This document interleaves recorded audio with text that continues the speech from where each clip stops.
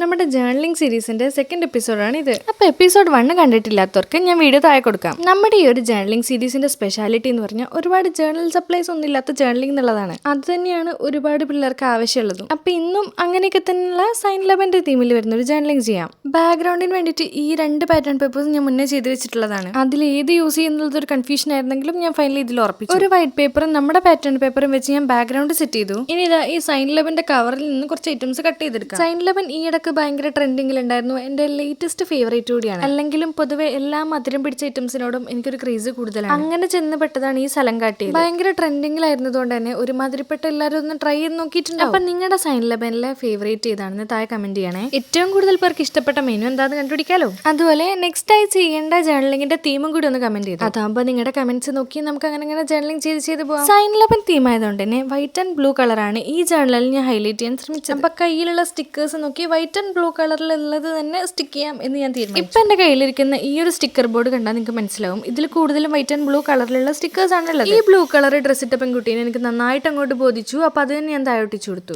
ആ പെൺകുട്ടിക്ക് ഒരു കൂട്ടിന് വേണ്ടിട്ടാ ഈ ഒരു സ്റ്റിക്കറും കൂടി ഞാൻ ആ സ്റ്റിക്കർ ബോർഡിൽ നിന്ന് പറിച്ച് ഒട്ടിച്ചു കൊടുത്തിട്ടുണ്ട്. അപ്പൊ ഇതാണ് നമ്മുടെ ജേർണലിന്റെ ഫൈനൽ. ഇത്തിരി മിനിമലായ ഈ ഒരു ജേർണലിംഗ് നിങ്ങൾക്ക് ഇഷ്ടപ്പെട്ടെങ്കിൽ ലൈക്കും ഷെയറും ഒന്നും മറക്കണ്ട. പിന്നെ ചാനൽ സബ്സ്ക്രൈബ് ചെയ്ത് കൂടെ കൂടിക്കോ. ഇൻട്രസ്റ്റിംഗ് ആയിട്ടുള്ള വീഡിയോസ് ആയിട്ട് ഞാൻ വീണ്ടും വരാം.